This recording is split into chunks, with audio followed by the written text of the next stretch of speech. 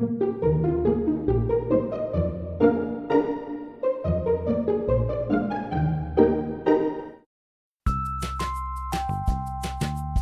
amigos, acompáñanos a crear un delicioso momento para consentirte a ti y a tus seres queridos.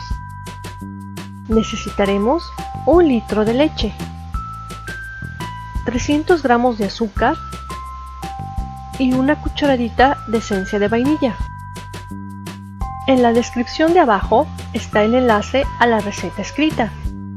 Empieza calentando a fuego bajo la leche con el azúcar e intégralos. Al igual que el video de leche condensada, estamos usando un recipiente de cobre porque distribuye mejor el calor, pero si no lo tienes, puedes usar un recipiente de fondo grueso. Permite que hierva a fuego suave, retirando la crema que flota en la superficie regularmente.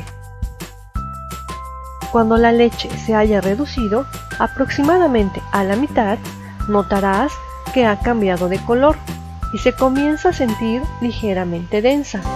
A partir de este momento, mueve constantemente para que no se pegue y se queme. Continúa mezclando hasta que se caramelice y espese.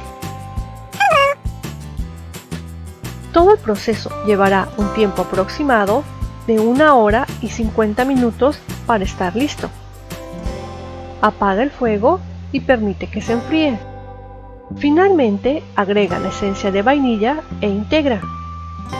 Con estas cantidades nos salieron aproximadamente 500 gramos de dulce de leche. Está lista para disfrutarse.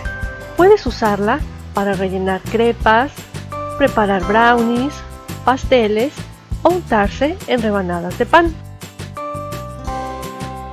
Y recuerda, incluir en tu día un delicioso momento.